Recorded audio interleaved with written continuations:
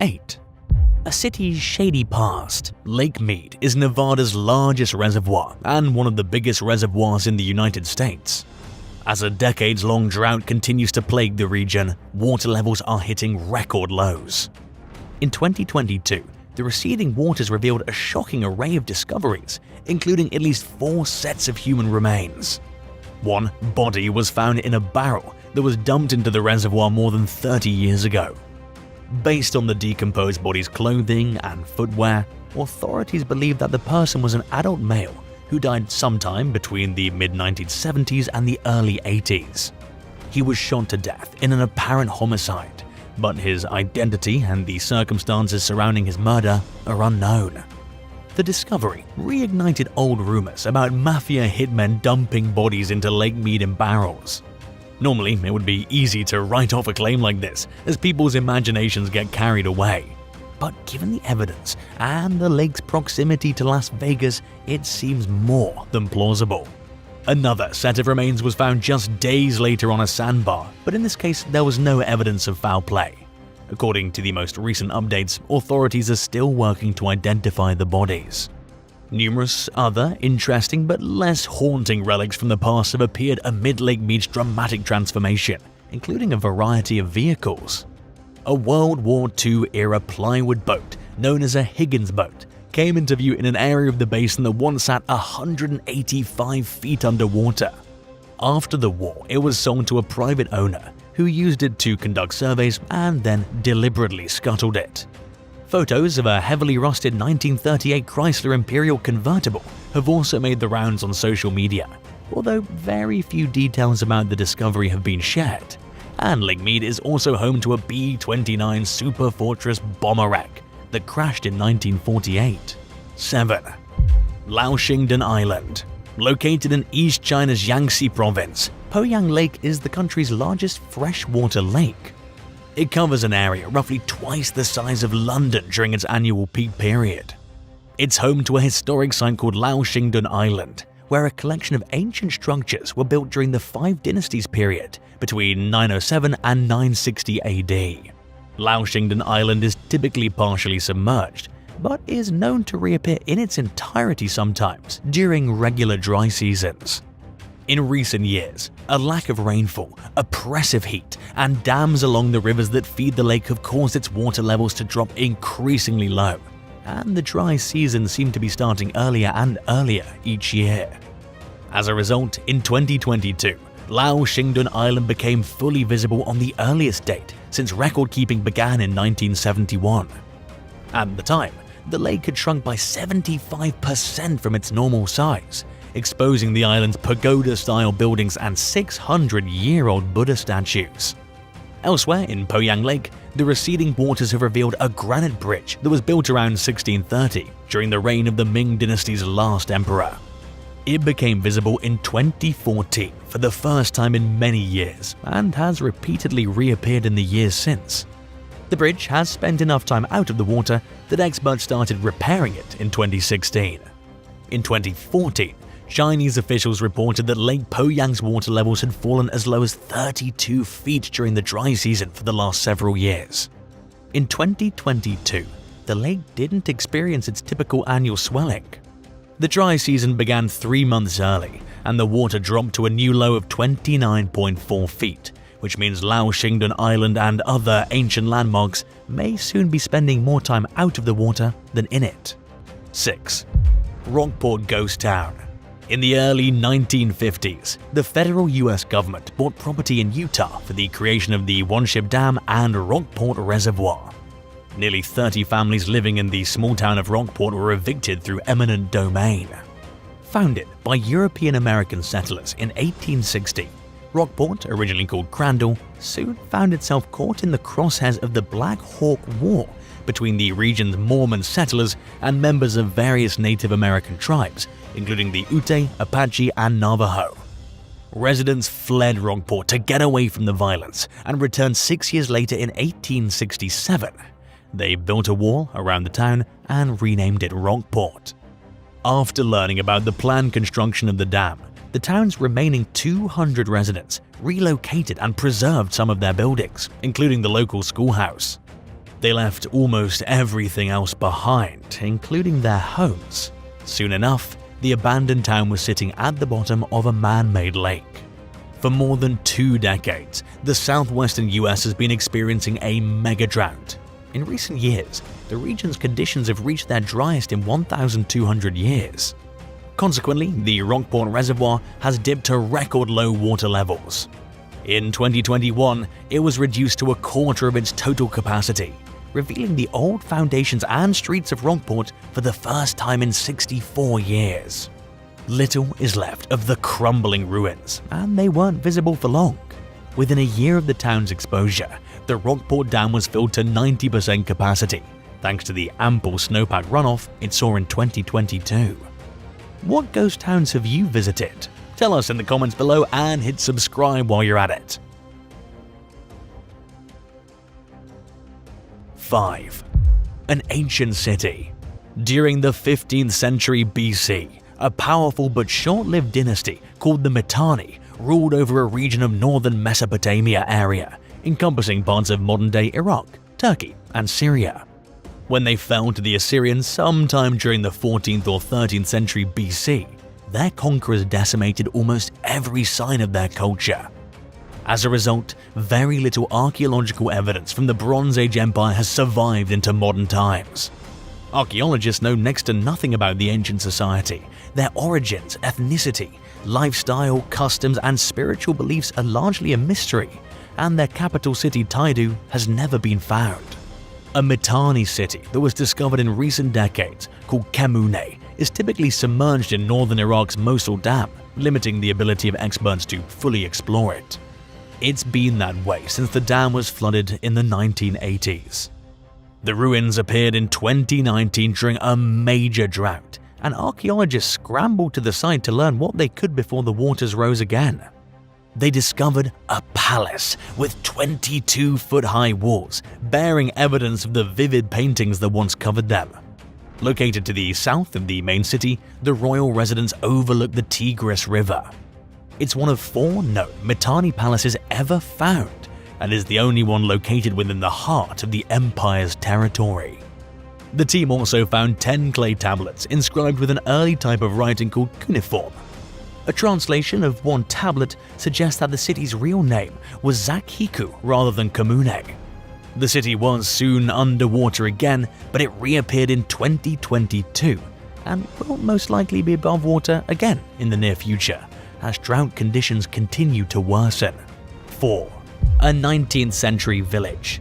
Built to supply fresh water to Liverpool in northern England, Lake Vyrnwy was Europe's largest man-made reservoir when it was created in Powys, Wales during the 1880s. Before it was filled with water, the area was home to a village called Llandwyn. During its heyday, it was a small but thriving farming community with 37 houses, 10 farmhouses, a church, 2 chapels, 3 pubs, and some shops. When Llandwyn's residents learned that they were going to be flooded out, they moved their church. Everything else was at least partially demolished, and they resettled a few miles away in a newly built village of the same name, which still exists today. The village ruins reappeared for the first time in 1976, when a drought plunged the reservoir's water levels much lower than normal. It happened again in 1995 and 2022, revealing an old road, gate posts, portions of the village wall, a bridge, and the crumbling foundations of houses. Today, the only existing representations of what Llandwyn looked like before it was demolished are drawings, artwork, and very old photographs. And while not much is left of the village, seeing the ruins helps bring it to life in a way that a picture can't. 3. Mormon Island. Located in California's Folsom Lake, Mormon Island was among the many settlements that sprang up during the Gold Rush era in the 1840s. It technically wasn't an island like its name implies, but it was on a sandbar surrounded by the American River on 3 sides and bordered by a man-made canal to the south. At its peak in 1853, Mormon Island was home to around 2,500 residents, making it one of the largest Gold Rush towns. It had 4 hotels, 5 general stores, 3 dry goods stores, a school, a post office, 7 saloons, and various other businesses which catered to the bustling boom town. The gold rush ended in 1855, and in 1856, a fire destroyed much of the settlement. A lot of residents moved elsewhere, but people continued to live in Mormon Island until the 1940s, when it was razed ahead of the construction of the Folsom Dam. The reservoir was flooded in 1955, and the village has only reappeared a handful of times since then.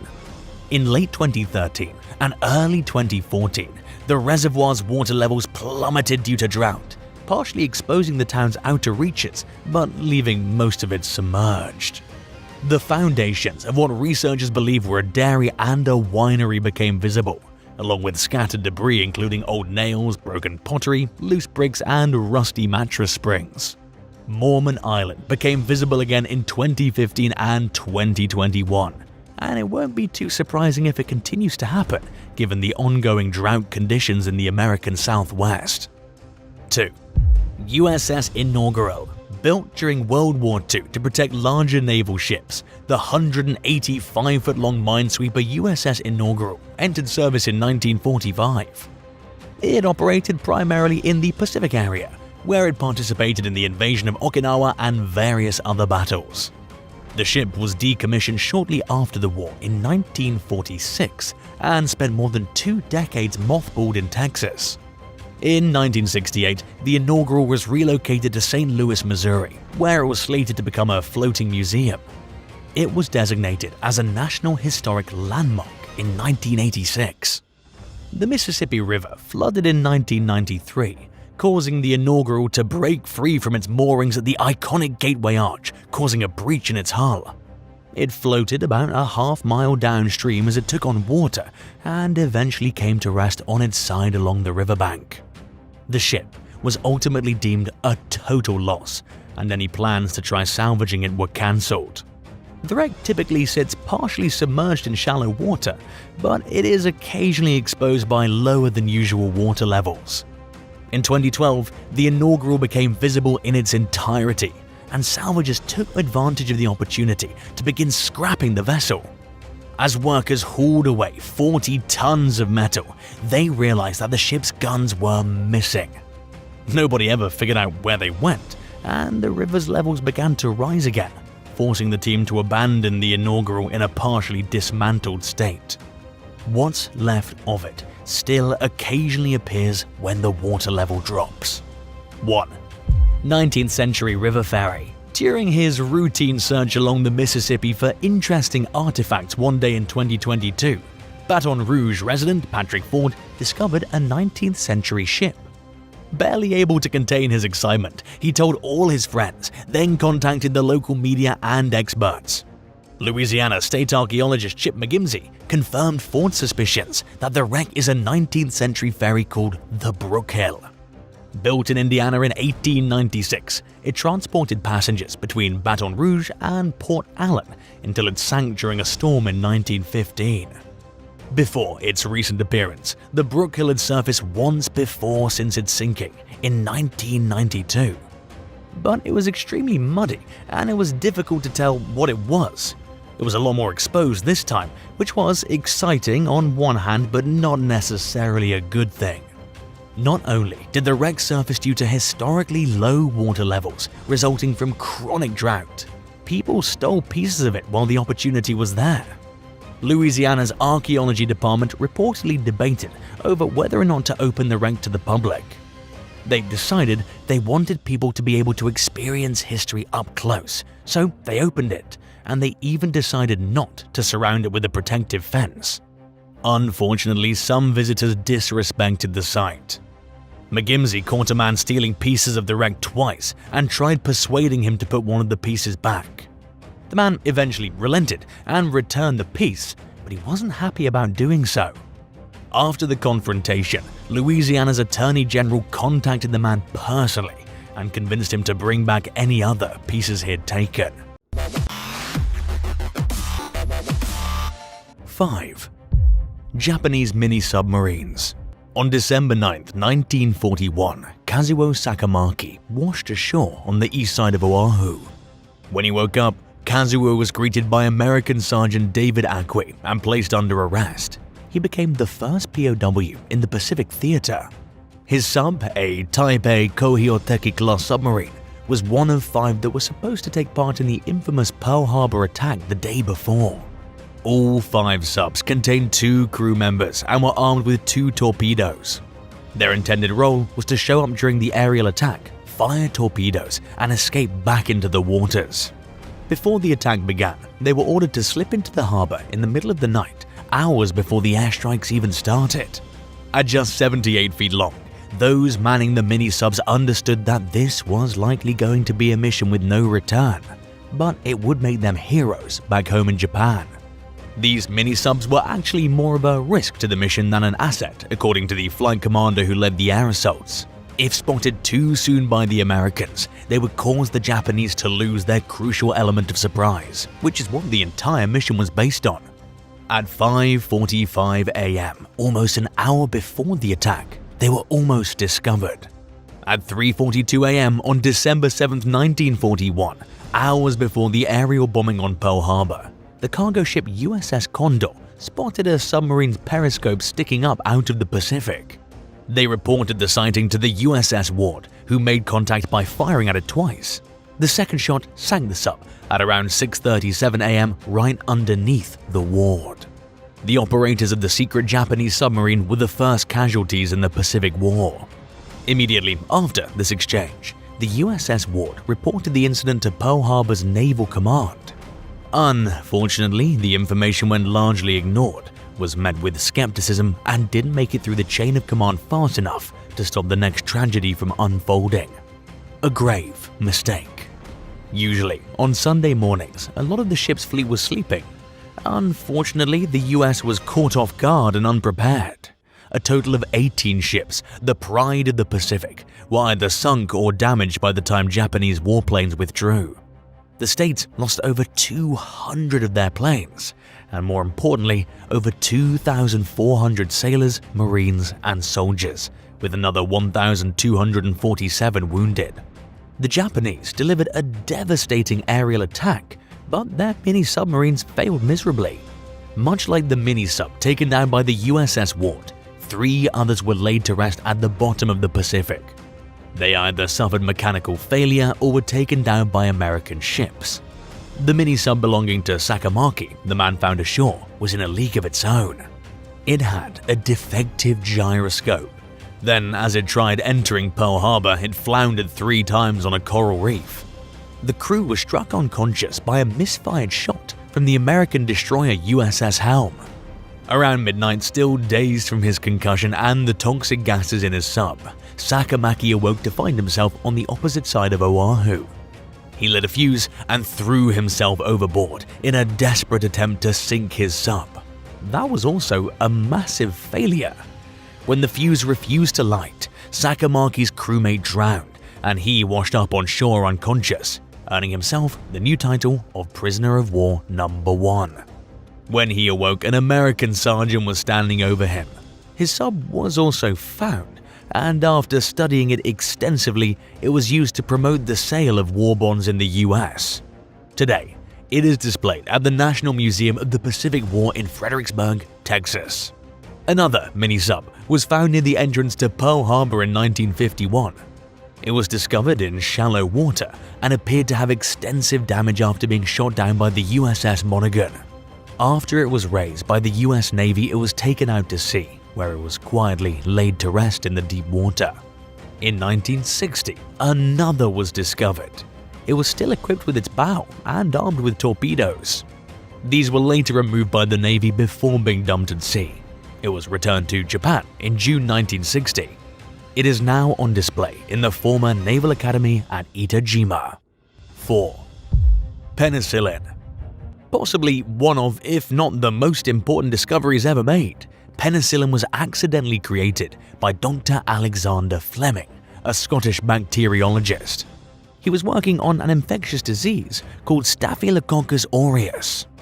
During summer vacation, he apparently left his laboratory a complete mess. Mold juice was the original name for penicillin. When Fleming returned in 1928 and realized that a green mold called Penicillium notatum had contaminated petri dishes in his lab and was killing the bacteria he'd been growing, he knew he had unintentionally created antibiotics. Contaminated and therefore no longer any good for his work, he went to clean out his petri dishes. That's when he noticed something strange. Looking closer, he realized that anywhere the mold was present, the bacteria wasn't thriving. In a lot of places, it was completely eradicated. In order to test how many different germs it could kill, he isolated the mold, increased its growth, and conducted experiments. It ended up being a large number. As we now understand, penicillin prevents bacterial cell wall formation. Without new walls, there can be no new cells, which means no bacterial growth. Death from an infected scratch was a major possibility just a century ago. Something as simple as a dental procedure or a deep cut could have drastic consequences. Anything from cutting fruit or fighting in a battle could result in a deadly infection. This is what drove Fleming to pursue a solution for infection control. During World War I, he served as a captain in the Royal Medical Corps and had experience working in French combat hospitals where troops lost their lives thanks to septic wounds.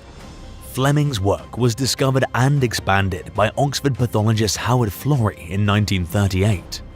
They collaborated with a scientist named Ernst Boris Chain who escaped from Germany. Norman Headley, a British scientist, advanced the research by cultivating and refining penicillin. The biggest problem facing them was how to grow enough to make a difference, and with World War II in full swing, it was more vital than ever.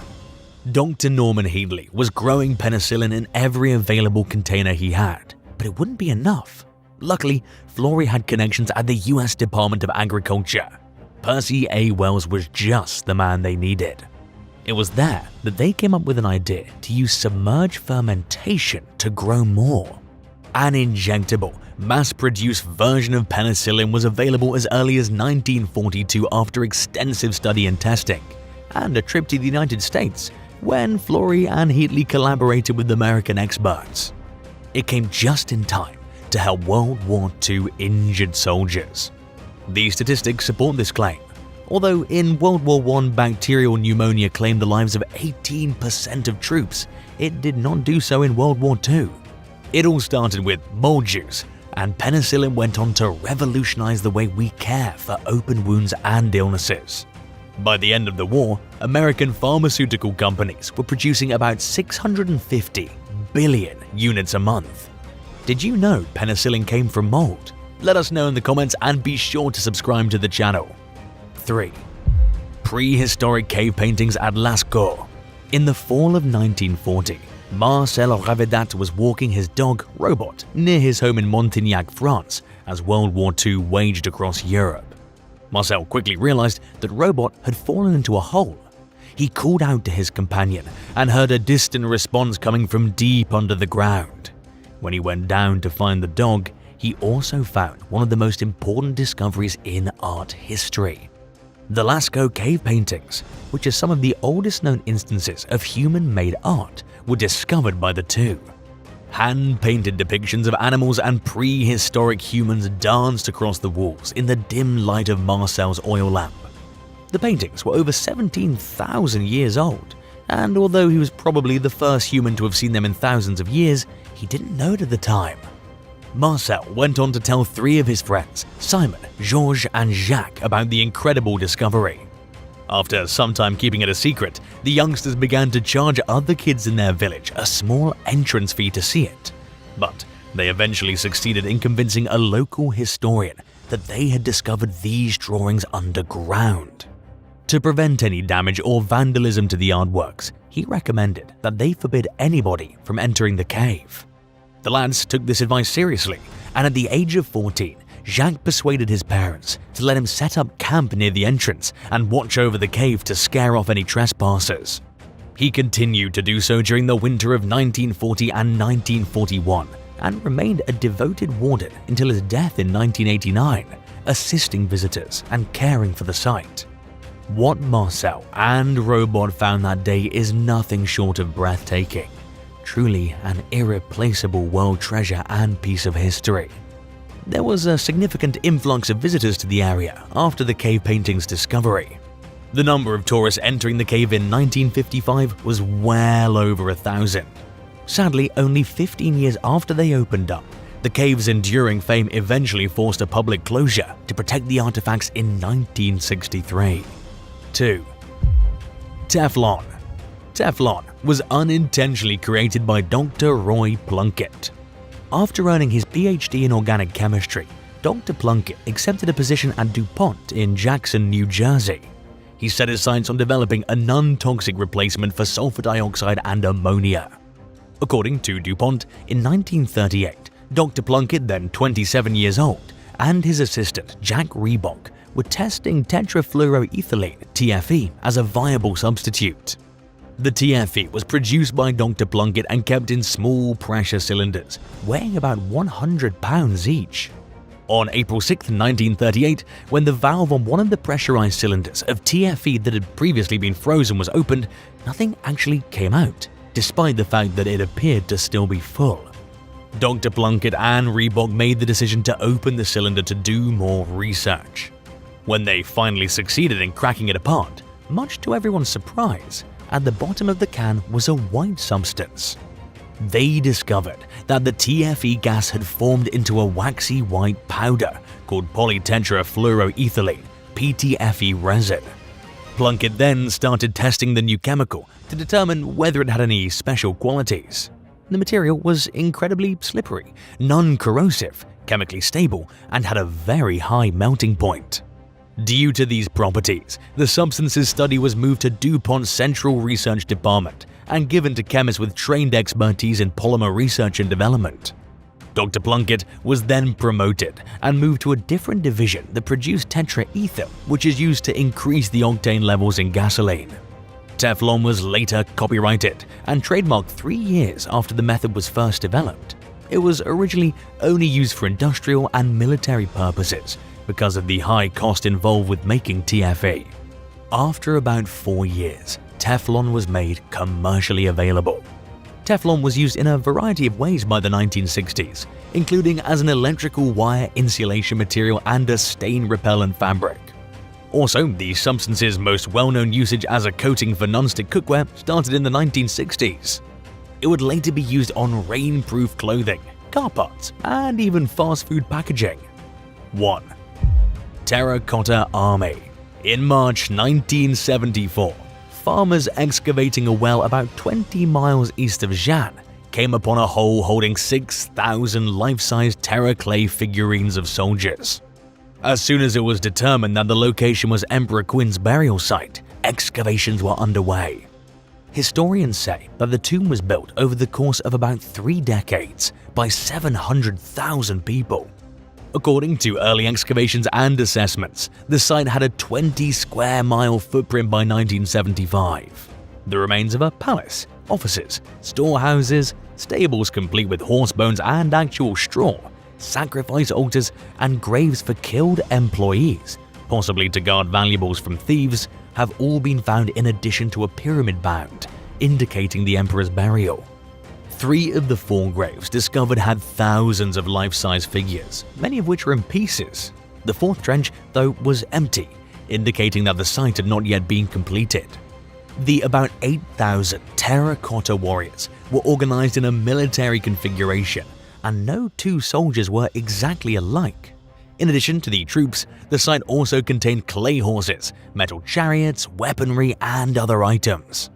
Less than 1% of Emperor Qin's tomb has been excavated, even 40 years after its original discovery. Later, concerns about the possible safety risks associated with excavation replaced initial worries about destroying the bodies and objects inside the tomb. The clay burial mound's 4,000 samples were tested for mercury in 2005 by a group under the direction of Chinese archaeologist Duan Xingbo, and every single sample proved positive. Deliberations on whether to keep exploring the tomb at all in light of this historical and chemical evidence are still ongoing, as are questions about the best way to safeguard both the tomb's contents and the site's workers. 8. Dottie May. The Republic P-47D Thunderbolt, or the Dottie May, was the final USAA aircraft lost in European combat during World War II. It was found in Austria's Lake Trounsey on June 13, 2005. The striking plane was used in battle for the first time by the USAAF 9th Air Force's 511th Fighter Squadron's 405th Fighter Group on December 16, 1944. Before getting lost in the Trounsey months later in 1945, on the day of the last war, it flew nearly 90 combat missions. To raise morale, the pilot attempted a low-level flight over an Austrian concentration camp at Ebensee. It seems like his confidence may have overcome him since he flew the fighter so low that its propellers hit the water, sending the vehicle crashing into the lake. The Thunderbolt sank quickly, but the pilot was able to leave the cockpit alive. The P-47D was not seriously hurt, but it stayed at the bottom of the lake until it was finally brought to the surface in April 2005 by Brian Kenny and the Austrian company Sandy Air Corps. A company called Vintage Airframes in Caldwell, Idaho, then restored Dottie May to flawless flying condition. The Allied Fighters Group at the Chino Airport now owns the Thunderbolt. 7. 3,000-year-old canoe. The oldest boat ever found in the Great Lakes region is an indigenous dugout canoe used 3,000 years ago. It was recently discovered in Wisconsin's Lake Mendota, together with Wisconsin Native Nations. The canoe was taken out after it was located in scattered fragments across the lake bed. The 14.5-foot-long, 4.4-meter canoe was found near the same spot a 1,200-year-old entirely intact vessel was spotted last November. According to the historical organization, it was carved from a single piece of white oak. There were tribal representatives from the Bad River tribe and Ho-Chunk Nation at the time of the canoe retrieval. Preservationists are restoring the boats now with a process that will take 2 years. James Skibo, the Society's state archaeologist, described the discovery of a second historically significant canoe in Lake Mendota as truly incredible, and even said that this find unlocks invaluable research and educational opportunities to explore the technological, cultural, and stylistic changes that occurred in dugout canoe design over 3,000 years. Thorough investigation will reveal if the canoes were once close to sunken villages. The second discovery was barely 100 yards or 91 meters from the first, hinting at the possibility of an ancient settlement. Ho-Chunk Nation President Marlon White Eagle stated that the discovery of the canoe will give solid proof that Tejop, 4 Lakes, has been occupied by Native Americans for thousands of years. He will also prove that their society developed reliable means of transportation, trade, commerce, and more. 6. 10,000-year-old woolly mammoth. In 2020, after successfully removing bones from the bottom of a Siberian lake, Russian scientists were able to examine the exceptionally well-preserved remains of a 10,000-year-old woolly mammoth after being uncovered by locals. Experts spent 5 days searching the lake in the isolated Yamal Peninsula. The remains included tendons, skin, and even excrement. During 2 excursions, almost 90% of the animal was finally recovered. Such discoveries are becoming more frequent in Siberia as a result of climate change that's warming the Arctic faster than other regions of the globe, and melting the ground in areas that have been covered in permafrost for thousands of years. The adult woolly mammoth, which was most likely a male between the ages of 15 and 20, and stood about 10 feet or 3 meters tall, will be named Tadebe after the family who first discovered it. The animal was preserved in an unusual way, with its lower spine still joined by tendons and skin. But the recovery process was extremely difficult thanks to the disorganized state of the other bones. The team guessed that the bones were likely still in their original anatomical sequence. But the first and second days of the trip revealed that only the back of the skeleton was truly accurate. The coprolite, or animal waste, is of some special importance since it contains information about the animal's nutrition at the time it lived, as well as pollen and further environmental hints. Since the bones of the mammoth showed no indications of trauma, the cause of its death is still unknown. In Russia, scientists have found other mammoth remains that date back up to 30,000 years. 5. 16th century church. In 2015, a 450-year-old church surfaced from the bottom of a Mexican water reservoir, like something out of a folktale. In the state of Chiapas, where drought has set records, receding waters have exposed ruins of a 16th century church. A group of Dominican monks constructed the building, also known as the Temple of Quechula, back in 1564. Since the church was close to a major highway, the missionaries thought it would be the heart of a bustling town. But after a string of plagues between 1773 and 1776, they decided to leave the area altogether. When a neighboring dam on the Grijalva River was finished in 1966, the Nezahualcoyotl Reservoir was formed, and the Quechula remains were submerged. A severe drought has since caused the reservoir's surface to dip by over 82 feet, or 25 meters, exposing the church's upper walls. Since the dam was finished, the church has only shown up twice. The first time in 2002, when water levels were so low that people could even enter the building. Another noteworthy aspect of the Temple of Quechula is its rich ties to Bartolomé de las Casas, the head of the monks who first oversaw its construction. De las Casas supported the enslavement of indigenous people while serving as the first bishop of Chiapas, but later changed his mind and promoted abolition. The New Laws of 1542, which temporarily outlawed slavery in the New World, were made possible thanks to Las Casas' effort to persuade King Charles V into signing them. 4. Skeleton Lake. Roopkund, a lake with a depth of about 3 meters, 9.8 feet, is well known for the countless ancient skeletons found along the lake's side. When the snow melts, human skeletal remains are exposed at the bottom. Scientific research has since revealed that the bones belonged to 3 distinct groups of people who died in 2 separate events. One around 800 CE, and the other near 1800 CE. The lake was appropriately named Skeleton Lake. In 1942, Hari Kishan Madhwal, a forest warden for the Nanda Devi National Park, discovered the bones.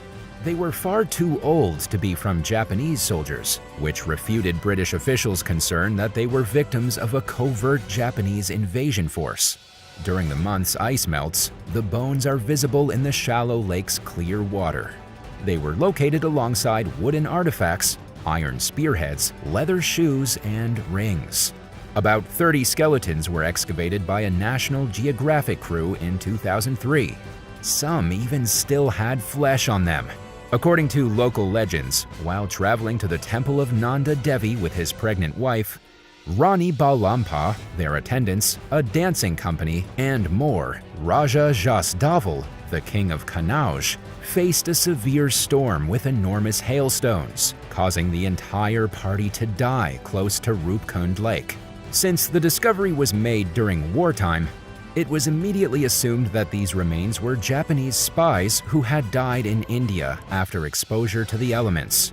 An investigation team was dispatched by the British government to find out whether this was true, since they were afraid of a possible Japanese land invasion.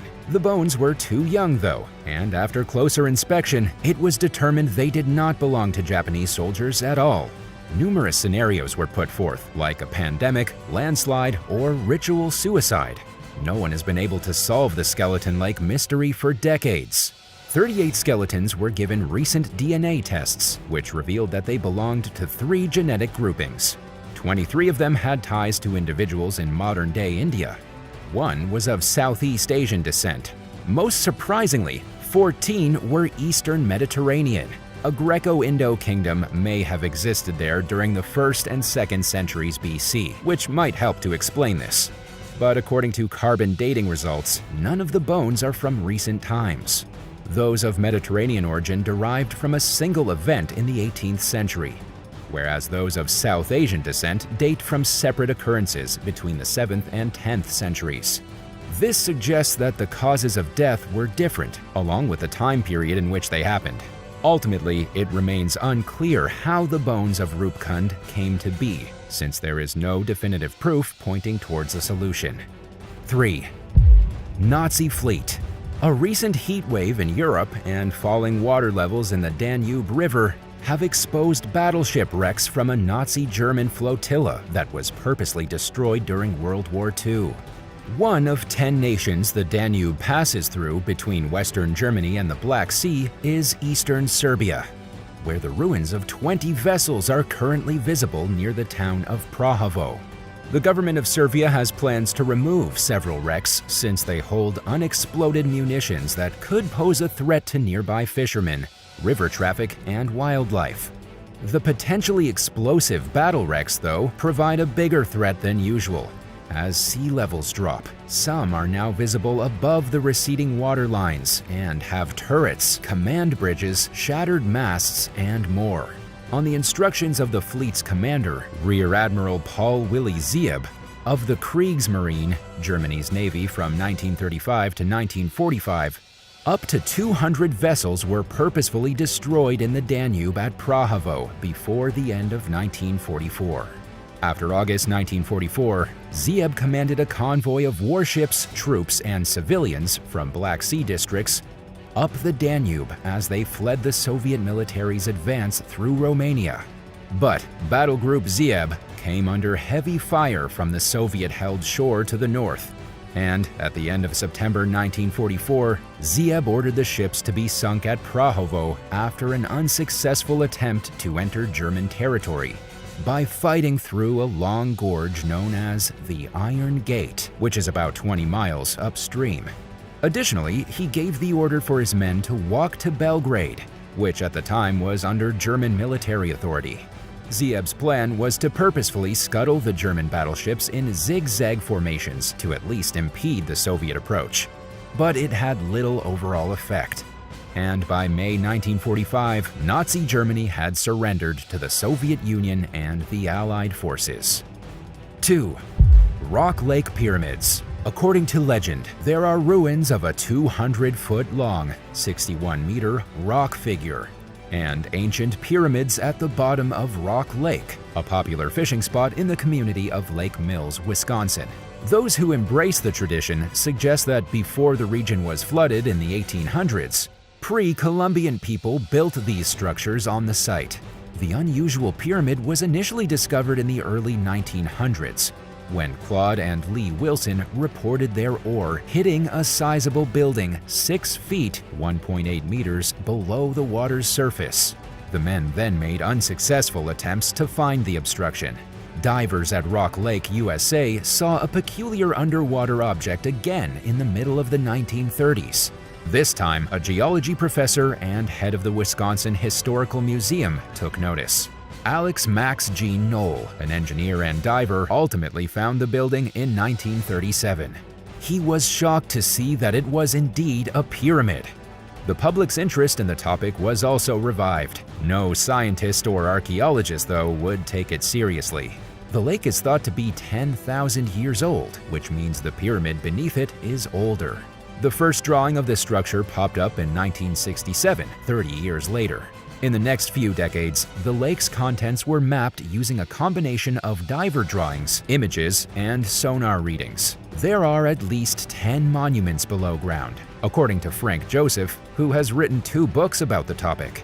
So far, 2 of these sites have been mapped out. The biggest, with dimensions of roughly 100 feet, 30.5 meters in length, and 18 feet, 5.4 meters in height, has been dubbed the Limnatus Pyramid. Just 3 miles, or 4.8 kilometers away from Rock Lake, lies the ancient Native American settlement of Aztalan. At the site, there are 2 pyramids with identical shapes enclosed by a high wall. This offers a rough notion of the origins of these structures. Aztalan State Park has recently been designated a national landmark. 1. Old Detroit.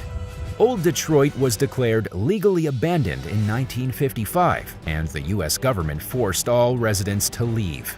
A new reservoir in Marion County, Oregon, soon engulfed everything that had been left behind as water quickly surged in. The town and its surroundings were then renamed Detroit Lake, and it's still being used to supply water to Salem, the state's capital, and other local cities. Structures that had been submerged for a very long time were once again exposed in 2015. when the lake hit a record low, 143 feet below capacity. A 19th century utility wagon lying on its side in the mud was one historical artifact discovered. The Milburn Wagon Company of Toledo, Ohio, was identified by an intact cast iron plate still on it, and historians estimated its age to be about 130 years. Due to the low oxygen atmosphere at the lake's bottom, it remained in perfect condition. Its location was kept a secret by those who viewed it, so it was probably harmed more severely by its brief contact with air and sunshine than by spending a century underground. Thanks for watching. What's the wildest thing you've seen at a lake? Let us know in the comments below, and be sure to subscribe. See you soon!